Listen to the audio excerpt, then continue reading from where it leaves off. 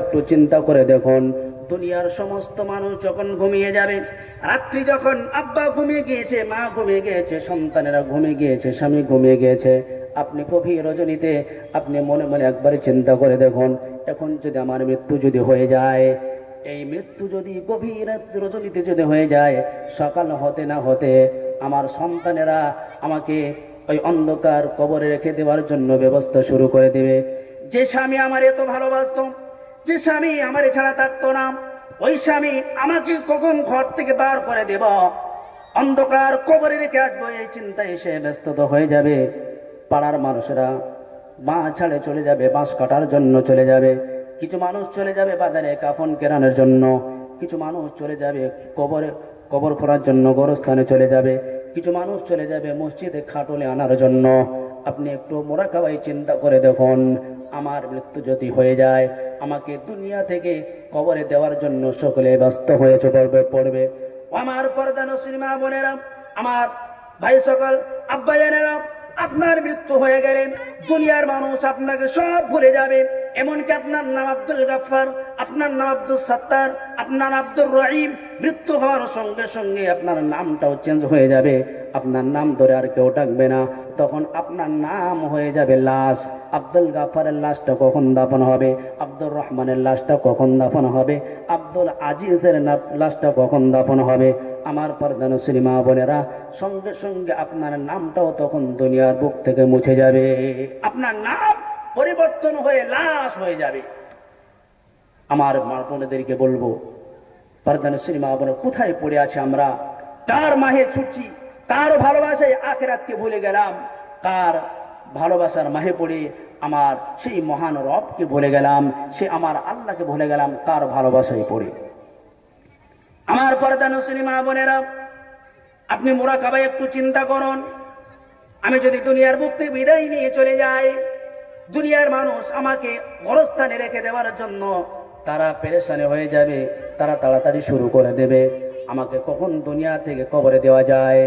এই চিন্তা করে যদি আপনার মনটা যদি একটু নরম হয়, তাহলে গভীর রজনীতে উঠুন, ঠান্ডা পানি দিয়ে উজু বানায়া 2 রাকাত নামাজ পড়ুন, আল্লাহ পাক রব্বুল আলামিনের কাছে বলুন, রব্বুল আলামিন, দুনিয়াতে যা কিছু ভুল করেছি, যা কিছু গুনাহ করেছি, আয় আল্লাহ তুমি আমার জিন্দেগির গুনাহ খাতা মাফ করে দাও। আয় আল্লাহ, কত নামাজ আমি কাজা করেছি, স্বামীকে গালাগালিজ করেছি, শ্বশুর শাশুড়ির সঙ্গে অসৎ ব্যবহার করেছি, খারাপ ব্যবহার করেছি, রব্বুল আলামিন তুমি আমারে মাফ করে দাও, তুমি আমার ক্ষমা করে দাও।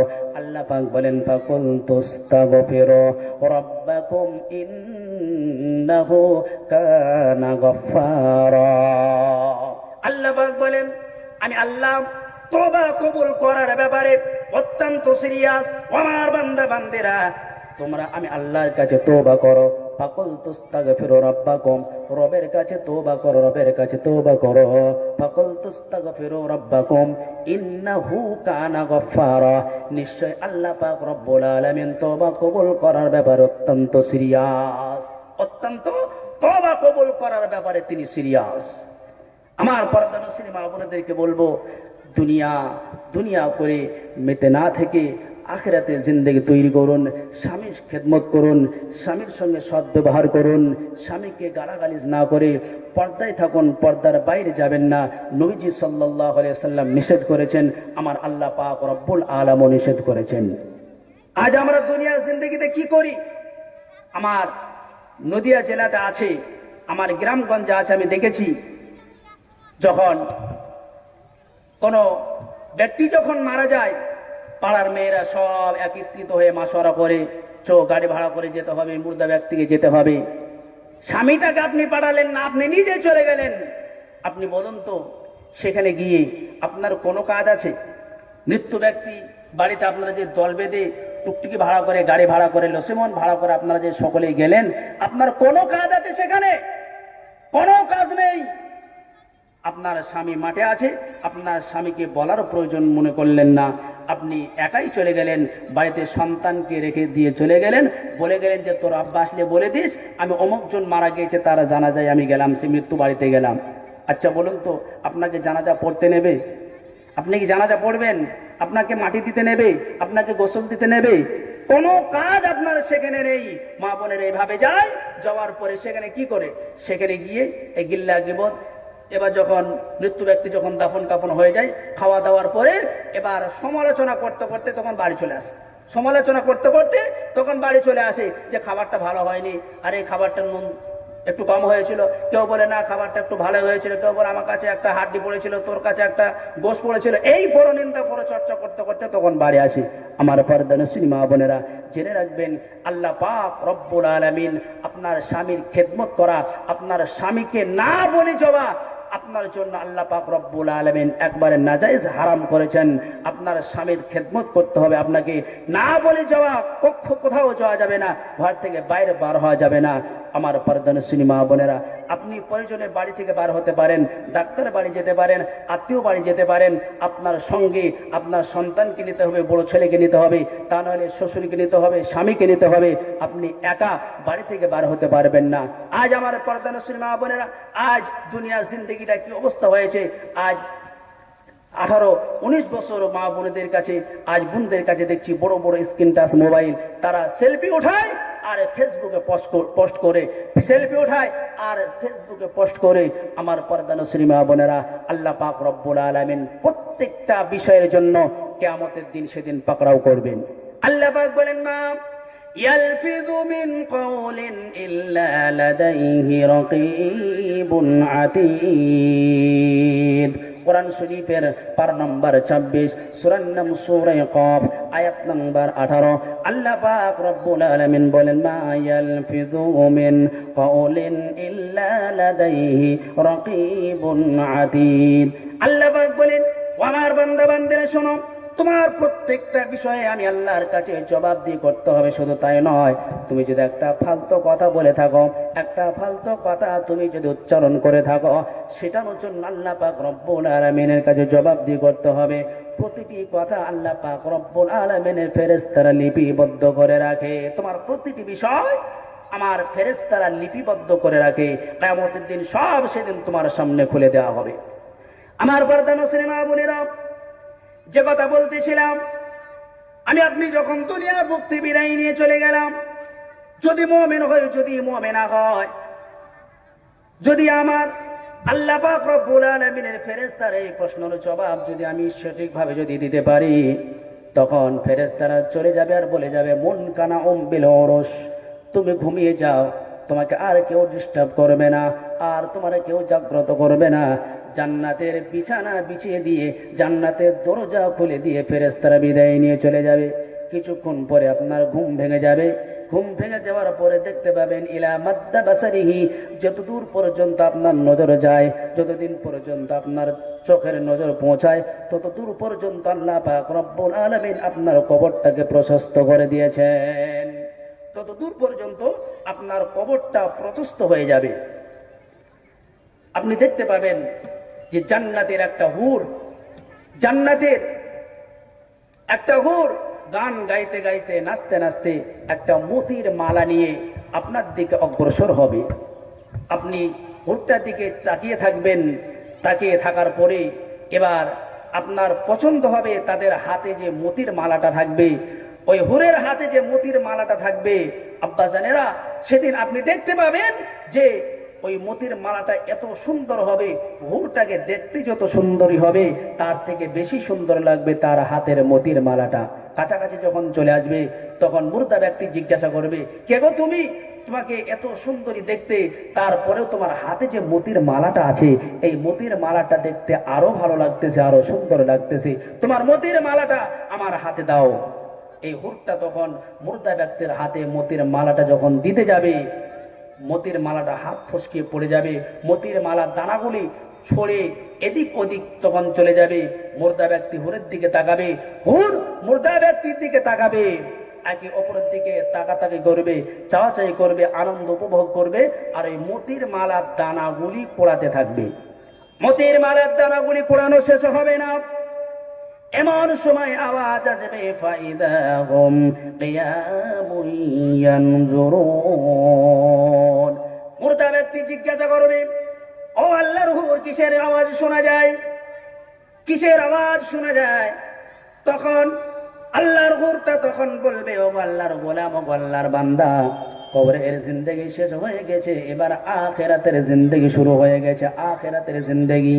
তখন মুর্দা ব্যক্তি বলবে, সবে খোদার কসম, সবে মাত্র কবরের ভিতরে ঢুকলাম, সবে মাত্র কবরের ভিতরে ঢুকলাম। এটা হলো মুমিন, মুমিনাদের কবরের জিন্দেগি। কবরের জিন্দেগিটা কিভাবে অতিবাহিত হয়ে যাবে তারা বুঝতেও পারবে না, তারা টেরও পাবে না। শুধু তাই নয়, মুর্দা ব্যক্তি বলবে, সবে মাত্র কবরের ভিতরে ঢুকলাম, মুনকানাউম বিল উরুস, হাদিস শরীফের মধ্যে এসেছে মুনকানাউম বিল উরুস, তুমি দুনিয়াতে বাসরাত্রি যেভাবে ঘুমিয়ে গিয়েছিলে এইভাবে তুমি সুন্দরভাবে ঘুমিয়ে যাও। বাসরাত্রে নতুন বিবেকে নিয়ে যখন একজন পুরুষ যখন ঘুমিয়ে যায়, জানালা দরজা বন্ধ করে দিয়ে যখন গল্প শুরু করে দেয়, প্রিয়তমা বলো তোমার ক্লাস 2টা কোন জায়গায় কাটিয়েছ, কোন কোন জায়গায় ঘুরতে গিয়েছ, ক্লাস 3টা তুমি কোন জায়গায় ঘুরতে গিয়েছিলে, ক্লাস 4টা তুমি কোন স্কুলে পড়েছিলে, ক্লাস 5-এ তুমি কত নাম্বার পেয়েছিলে। এইভাবে করে 8, 9 না যেতে যেতে ফজরের আযান শুরু হয়ে যায়, আসসালাতু খায়রুম মিনান নাউম। তখন স্বামী বলে, প্রিয়তমা কিসের আওয়াজ শোনা যায়? তখন প্রিয়তমা স্ত্রী বলে, আমার প্রাণের স্বামী, রাত অতিক্রম হয়ে গেছে, রাত শেষ হয়ে গেছে, ফজরের আযান শুরু হয়ে গেছে, রাত শেষ হয়ে গেছে। তখন প্রিয়তমা স্বামী তখন কি বলে? প্রিয় স্বামী তখন বলে, ও আমার প্রিয়তমা স্ত্রী, খোদার কসম, সবে মাত্র ঘরের ভিতরে ঢুকলাম, সবে মাত্র ঘরের ভিতরে ঢুকলাম। আল্লাহর নবী সাল্লাল্লাহু আলাইহি ওয়াসাল্লাম এটাই উদাহরণ দিয়েছেন, মুনকানাউম বিল উরুস, একজন মুমিন বান্দা কবরে যখন যাবে, একজন পুরুষ যেমন নতুন বিবাহ করে তার প্রিয়তমা স্ত্রীকে নিয়ে যেমন রাত্রিটা তাড়াতাড়ি অতিবাহিত হয়ে যায়, অনুরূপভাবে কবরের জিন্দেগির একটা মুমিন বান্দা বান্দির জন্য অনুরূপভাবে তাড়াতাড়ি শেষ হয়ে যাবে, সে টেরও পাবে না। সুবহানাল্লাহ, সুবহানাল্লাহি ওয়া বিহামদিহি।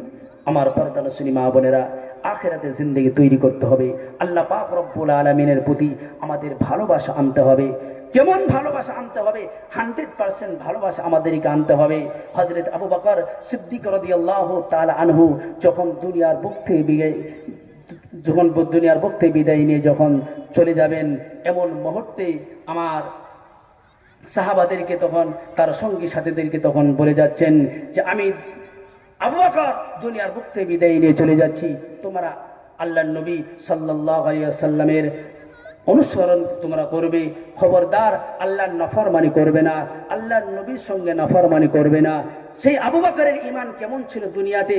হযরত আবু বকর সিদ্দিক রাদিয়াল্লাহু তাআলা আনহুকে বিশ্বনবী আমার একবার বললেন, আবু বকর, হতে পারে মক্কায় থেকে মদিনায় আমাদেরকে পাড়ি দিতে হবে, মক্কায় থেকে মদিনায় পাড়ি দিতে হবে। সেদিন থেকে হযরত আবু বকর সিদ্দিক রাদিয়াল্লাহু তাআলা আনহু বিছানায় মাথা দেয় না, বিছানায় মাথা দেয় না। হঠাৎ একদিন বিশ্বনবী মক্কায় থেকে মদিনায় পাড়ি দিবেন। হযরত আবু বকর সিদ্দিক রাদিয়াল্লাহু তাআলা আনহুর ঘরের কাছে গিয়ে কড়া নাড়লেন, আবু বকর তুমি কি আছো? সঙ্গে সঙ্গে বললেন, ইয়া রাসূলুল্লাহ, ইয়া হাবিবাল্লাহ, উপস্থিত আমি হাজির আছি, বলুন। ইয়া রাসূলুল্লাহ, ইয়া হাবিবাল্লাহ, কি করতে হবে? আল্লাহর নবী বললেন, আবু বকর, তোমাকে যখন একটা ডাক দিলাম সঙ্গে সঙ্গে আমার ডাকে সাড়া দিলে, তুমি কি ঘুমাও না? তখন আবু বকর বললেন, ইয়া রাসূলুল্লাহ, হাবিবাল্লাহ, হুজুর গো, আপনি যেদিন থেকে বলেছিলেন, ও আবু বকর, হতে পারে মক্কা ছেড়ে আমাদের মদিনায় পাড়ি দিতে হবে, সেদিন থেকে আমি তাহাজ্জুদের নিয়ত করে আমি রাত্রে নামাজের মধ্যে দাঁড়িয়ে যাই।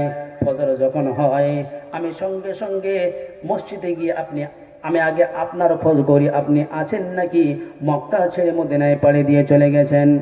আবু বকর বললেন, ইয়া রাসূলুল্লাহ, ইয়া হাবিবাল্লাহ, আপনি বলেছিলেন মক্কা থেকে মদিনায় পাড়ি দিয়ে চলে যেতে হবে, কবে যেতে হবে আপনি বলেন নাই, কখন যেতে হবে বলেন নাই, সন্ধ্যার সময় নাকি ফজরের সময়, রাতের বেলায় নাকি দুপুর বেলায়, কখন যেতে হবে গো রাসূল আপনি বলেন নাই। সেজন্য আমি তুলি তলপা গুটিয়ে, আমার পুটলা পাটলি সামানপত্র গুটিয়ে আমি সব সময় আপনার সঙ্গে যাওয়ার জন্য আমি রেডি হয়ে আছি। নবীজি সাল্লাল্লাহু আলাইহি ওয়াসাল্লামের সঙ্গে হযরত আবু বকর সিদ্দিক রাদিয়াল্লাহু তাআলা আনহু বিদায় নিয়ে চলে গেলেন, মক্কা ছেড়ে মদিনায় চলে গেলেন। হযরত আবু বকর সিদ্দিক রাদিয়াল্লাহু তাআলা আনহুর আব্বা জান বেঁচে ছিলেন, আম্মা জান বেঁচে আছেন, মা বাপকে ছেড়ে দিয়ে চলে যাচ্ছেন, গ্রাম ছেড়ে দিয়ে চলে যাচ্ছেন, সন্তান ছেড়ে দিয়ে চলে যাচ্ছেন, পাড়া প্রতিবেশী ছেড়ে দিয়ে চলে যাচ্ছেন। আমার পর্দানশীল মা বোনেরা, যখন ঈমান যখন পাকা হয়, ঈমান যখন মজবুত হয়, তখন আল্লাহ পাক রব্বুল আলামিনকে যখন 100% যখন মন থেকে কেউ বিশ্বাস করে নেয়, রাসূলুল্লাহ সাল্লাল্লাহু আলাইহি ওয়াসাল্লামকে মন থেকে 100% কেউ যখন মহব্বত করে ফেলে, তখন বাড়ি গাড়ি বিবি বাচ্চা সব কিছু, জায়গা জমি সব কিছু তার জন্য ছাড়া সহজ হয়ে যায়। হযরত আবু বকর সিদ্দিক রাদিয়াল্লাহু তাআলা আনহু যখন চলে গেলেন, আবু বকর সিদ্দিক রাদিয়াল্লাহু তাআলা আনহুর আব্বা জান বাড়িতে আসলেন। আসার পরে হযরত আবু বকরের মেয়ে আসমা, আসমা তখন ছোট্ট মেয়ে, আসমাকে বললেন, আসমা আব্বা জান চলে গেছে, আবু বকর চলে গেছে, কি রেখে গিয়েছে? তোমাদের সংসার কিভাবে চলছে? তোমাদের সংসার কিভাবে চলছে? টাকা পয়সা কিছু কি রেখে গিয়েছে? আসমার ঈমান দেখুন, হযরত আবু বকরের ঈমানটা ডান দিকে রাখুন, আসমার ঈমান দেখুন, ছোট্ট মেয়ের ঈমান দেখুন। হযরত আবু বকর সিদ্দিক রাদিয়াল্লাহু তাআলা আনহুর কন্যা আসমা রাদিয়াল্লাহু তাআলা আনহার ঈমান দেখুন। আসমা বলছেন, দাদা জান, আব্বা জান যথেষ্ট আমাদের জন্য সম্পদ রেখে গেছেন, যথেষ্ট সম্পদ রেখে গেছেন। হযরত আসমা কি করেছেন? ছোট্ট মেয়ে কিছু পাথর নিয়েছেন, পাথর নেওয়ার পরে থলিতে দিয়ে এইভাবে করে মুড়িয়ে নিয়ে দাদার কানের কাছে নড়াচ্ছে। দাদা অন্ধ হয়ে গিয়েছিল, মুরব্বী হয়ে অন্ধ হয়ে গিয়েছিল, দাদার কাছে কাঁচা পাথর করে নিয়ে দাদার কানের কাছে গিয়ে নড়াচ্ছে, দাদা এই দেখুন আব্বা জান আমাদের জন্য যথেষ্ট টাকা পয়সা সম্পদ রেখে গিয়েছেন। আচ্ছা আপনারা জ্ঞানী গুণী আম্মা জানেরা বসে আছেন, আব্বা জানেরা আছেন, আচ্ছা বলুন তো, পয়সার আওয়াজ পাথরের আওয়াজ কি এক হয়? পয়সার আওয়াজ আর পাথরের আওয়াজ কোনোদিন এক হতে পারে না। হযরতে আবু বকর সিদ্দিক রাদিয়াল্লাহু তাআলা আনহুর আব্বা জানের চোখ দিয়ে অশ্রু ঝরে গেল। আসমা তুমি আমারে সান্ত্বনা দিচ্ছ, তুমি আমারে সান্ত্বনা দিচ্ছ, আমি কি ছোট ছেলে? আমি কি জানি না পয়সার আওয়াজ কেমন, পাথরের আওয়াজ কেমন? আমি কি জানি না? তুমি আমাকে সান্ত্বনা দিচ্ছ না, তুমি আমাকে সান্ত্বনা দিচ্ছ। আমার পর্দানশীল মা বোনেরা, হযরতে আসমা রাদিয়াল্লাহু তাআলা আনহা ছোট্ট মেয়ে, তার ঈমান দেখুন। আব্বা জান চলে গেছে, দ্বীনের জন্য চলে গেছে, আল্লাহর জন্য চলে গেছে, মক্কা ছেড়ে মদিনায় চলে গেছে, হুজুর সাল্লাল্লাহু আলাইহি ওয়াসাল্লামের সঙ্গী হয়েছেন। আর আব্বাজানকে দাদাকে সান্ত্বনা দিচ্ছেন, দাদা যান এই দেখুন আব্বাজান চলে গেছে, আমাদের জন্য কাঁচা টাকা রেখে গিয়েছে। আব্বাজানেরা, আমার পর্দানশীল মা বোনেরা, তাদের ঈমান কেমন ছিল, তাদের ঈমান কেমন ছিল? আজ আমার পর্দানশীল মা বোনেরা, ওই ঈমান আমাদেরকে আনতে হবে যে ঈমান সাহাবারা এনেছিলেন, যে ঈমান সাহাবারা এনেছিলেন। সেই জন্য আল্লাহ পাক বলেন, فَإِنْ آمَنُوا بِمِثْلِ مَا آمَنْتُمْ بِهِ فَقَدِ اهْتَدَوْا وَإِنْ تَوَلَّوْا فَإِنَّمَا هُمْ فِي شِقَاقٍ فَسَيَكْفِيكَهُمُ اللَّهُ وَهُوَ السَّمِيعُ الْعَلِيمُ। কোরআন শরীফের পারা নম্বর 1 সূরার নাম সূরা বাকারা, আয়াত নম্বর 137 নম্বর আয়াত। আল্লাহ পাক বলেন, ফাইন আমানু বিমিসলি মা আমানতুম বিহি ফাকাদ ইহতাদাউ ওয়া ইউতাওয়াল্লাউ ফাইন্নামা হুম ফি শিকাক। আল্লাহ পাক বলেন, ঈমান আনো তোমরা, ওদের মতো ঈমান আনো। কাদের মতো? মুফাসসিরিনে কেরামরা লিখেছেন, আয় সাহাবা, সাহাবাদের মতো ঈমান আনো। ফাইন আমানু বিমিসলি মা আমানতুম বিহি, সাহাবাদের মতো ঈমান আনতে হবে, সাহাবারা যেভাবে ঈমান এনেছেন। আমার পর্দানশীল মা বোনেরা, এই ঈমান আমার আপনার যখন 100% যখন ভিতরে চলে আসবে, আল্লাহ পাক রব্বুল আলামিনকে যখন 100% যখন বিশ্বাস যখন করে ফেলবো, তখন আল্লাহ পাক রব্বুল আলামিন আমার আপনার সব কাজ সহজ করে দিবেন, দুনিয়ার সমস্ত কাজ সহজ করে দিবেন, আখিরাতের জন্য আমার আপনার জন্য সহজ করে দিবেন। আমার পর্দানশীল মা বোনেরা, তখন নামাজ পড়া সহজ হবে, স্বামীর খেদমত করা সহজ হবে, ইবাদত করা সহজ হবে, কোরআন তেলাওয়াত করা সহজ হবে, আল্লাহ রাস্তায় বার হওয়ার জন্য সহজ হবে। আল্লাহ পাক রব্বুল আলামিনকে যখন 100% যখন ভালোবেসে ফেলবো, আল্লাহ পাক রব্বুল আলামিনকে যারা ভালোবাসে, আল্লাহ পাক বলেন আমি তার হয়ে যাই, যে আমার হয়ে যায় আমি আল্লাহ তার হয়ে যায়। আমার পর্দানশীল মা বোনেরা, আপনি যখন আল্লাহর হয়ে যাবেন, তখন নিষ্পাপ হয়ে দুনিয়ার বুক থেকে বিদায় নেবেন, নিষ্পাপ হয়ে দুনিয়ার মুক্তি বিদায় নেবেন। আল্লাহ পাক রব্বুল আলামিন বলেন, যে বান্দা আমার হয়ে যায় তখন আমি তাকে দুনিয়াতে নিষ্পাপ বানিয়ে দিই, মাসুম বানিয়ে দিই, আর মাসুম হয়ে সে কবরের জিন্দেগিতে পাড়ি দেয়। আম্মা জানেরা, তাই জীবনে যা ভুল করেছি তওবা করুন। স্বামীরকে অসম্মান করেছি, তওবা করুন। শ্বশুর শাশুড়ির সঙ্গে খারাপ ব্যবহার করেছি, তওবা করুন। ফিরে আসুন আল্লাহর রাস্তায়। আল্লাহ পাক বড় ক্ষমাশীল, ভালোবাসতেন, তিনি ক্ষমা করতে ভালোবাসেন। ফাকুল তুস্তাগফিরু রাব্বাকুম ইন্নাহু কানা গফফারা। আল্লাহ রাসূল সাল্লাল্লাহু আলাইহি ওয়াসাল্লামের কাছে একজন সাহাবা এসেছেন।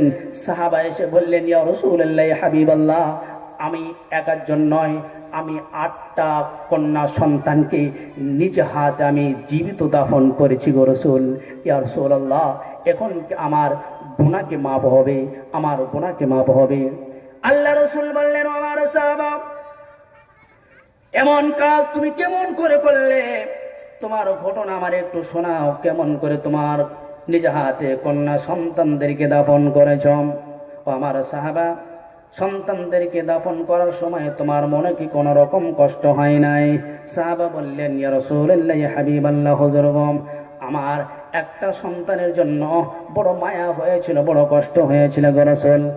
একটা নয়, আমি 8টা কন্যা সন্তানকে নিজ হাতে জীবিত দাফন করেছি গো রাসূল। কোনো মেয়ের বেলায়, কোনো কন্যার বেলায় আমার মনে দয়া হয় নাই। ছোট্ট মেয়েটাকে যখন আমি দাফন করতে যাই তখন মনে বড় দয়া হয়েছিল, মনে বড় মায়া লেগেছিল। আমার বড় মেয়েটাকে যখন দাফন করে আমার মনে মায়া লাগে নাই। মেজো মেয়েটাকে যখন দাফন করে গো রাসূল তখন মনে আমার মায়া লাগে নাই। এরপরের মেয়েটাকে যখন দাফন করলাম মায়া লাগে নাই। এইভাবে করে 7টা কন্যা সন্তানকে আমি জীবিত দাফন করেছি গো রাসূল। আমার মনে কোন রকম মায়া লাগে নাই। আমার ছোট্ট মেয়েটাকে যখন আমি পাড়িপুটি করে আমি সাজিয়ে যখন নিয়ে চলে গেলাম বাজার দেখাবো বলে, মেলা দেখাবো বলে, আমি যখন মরুভূমির প্রান্তে যখন নিয়ে গেলাম, ওই ছোট্ট মেয়েটাকে দাফন করার জন্য যখন নিয়ে গেলাম গো রাসূল, কবর যখন খনন করতেছিলাম, গর্ত যখন খনন করতেছিলাম গো রাসূল, আমার এই বাচ্চা মেয়েটা তখন আমারে বারবার বলতেছিল, আব্বাজান, আপনি কেন কষ্ট করতেছেন? আপনি কার জন্য গর্ত করতেছেন গো আব্বাজান? আপনার কষ্ট হচ্ছে আব্বাজান, কেন আপনি এত কষ্ট করে কবর খনন করতেছেন? তখন আমার ছোট্ট মেয়েটা বারবার আমার এই সমস্ত কথাগুলি বলতেছিল গো রাসূল। এমনকি আমার কবর খনন করতে গিয়ে ধুলো বালি যখন আমার দাড়িতে যখন লেগে যাচ্ছিল, আমার ছোট্ট মেয়েটা আমাকে বারবার তখন দাড়িগুলি, আমার ধুলিগুলি পরিষ্কার করে দিতেছিল গো রাসূল। ইয়া রাসূলুল্লাহ, আমার কোনো মেয়ের বেলায় মায়া লাগে নাই। ছোট্ট মেয়েটাকে যখন দাফন করতে গিয়েছিলাম, আমার ছোট্ট মেয়েটা তখন বারবার বলতেছিল, আব্বাজান, আপনি কার জন্য এত কষ্ট করতেছেন? সে তো জানে না ছোট্ট মেয়ে, আমি তার জন্য আমি কবর খনন করতেছি, সে তো জানে না। আমার যখন গর্ত যখন খনন করা হয়ে গেল, ছোট্ট মেয়েটাকে ধাক্কা দিয়ে আমি গর্তের ভিতরে ফেলে দিলাম। কবরের ভিতরে যখন ফেলে দিলাম, ফেলে দেওয়ার সঙ্গে সঙ্গে তখন আমার ওই ছোট্ট কন্যাটা তখন চিৎকার দিয়ে বলতেছিল, আব্বাজান, আমি কোনোদিন আপনাকে আব্বা বলে ডাকবো না, আব্বার পরিচয় আমি দেব না, আমি ভিক্ষা করে খাবো, সেও ভালো আব্বাজান, আপনি আমারে প্রাণে মারবেন না। আমি যখন মাটি যখন দিতেছিলাম গো রাসূল, মাটি যখন ঢালতেছিলাম, আমার ছোট্ট কন্যাটাকে আমি যখন কবরে যখন দাফন করতেছিলাম, আমার এই ছোট্ট মেয়েটা তখন বারবার বলতেছিল, আব্বাজান, আমি আপনাকে আব্বা বলে পরিচয় দেব না, দূরে কোনো দেশে চলে যাব, আপনারে কেউ চিনবে না, আমারেও কেউ চিনবে না আব্বাজান, তবে প্রাণে আপনি আমারে মারবেন না। আমার এই ছোট্ট মেয়েটার কথায় আমি কর্ণপাত না করে গো রাসূল মোটটা একটা পাথর নিলাম। পাথর নিয়ে ওই মেয়েটার মাথা সোজা করে আমি চালিয়ে দিলাম। পাথরটা নিক্ষেপ করলাম, রক্ত ফিনকি দিয়ে চলে আসলো। তখন মেয়েটা তখন বলল, আব্বা, আপনি জীবনের মতো আমারে মারবেন না, আমি এমন দেশে চলে যাব আপনাকে আম্মা বলে পরিচয় দেব না। ইয়া রাসূলুল্লাহ, ইয়া হাবিবাল্লাহ, সেই ছোট্ট মেয়েটা আজও পর্যন্ত যেন আব্বা আব্বা বলে চিৎকার করতেছে গো রাসূল। 11টা নয়, আমি 8টা কন্যা সন্তানকে জীবিত আমি দাফন করেছি গো রাসূল। আমি এত বড় পাপ করেছি, এত বড় জঘন্যতম কাজ আমি করে ফেলেছি গো রাসূল। আল্লাহ পাক আমার জীবনের গুনাহ খাতাগুলিকে মাফ করে দিবে। আল্লাহর নবী বিশ্ব নবী আমার বললেন, আমার সাহাবা শোনো, আল্লাহ পাক হলেন দয়াবান গফুরুর রহিম। তোমার এই জীবনের গুনাহ খাতাগুলি তুমি কলেমা লা ইলাহা ইল্লাল্লাহু মুহাম্মাদুর রাসূলুল্লাহ সাল্লাল্লাহু আলাইহি ওয়াসাল্লাম এই কলমা পড়ার সঙ্গে সঙ্গে আল্লাহ পাক রব্বুল আলামিন তোমার জীবনের গুনাহ খাতাগুলি মাফ করে দিয়েছেন। সুবহানাল্লাহি ওয়া বিহামদি। আমার পর্দার সিনেমা বোনেরা, সেই ঈমান আমাদেরকে আনতে হবে। আল্লাহ পাক হলেন দয়াবান গফুরুর রহিম।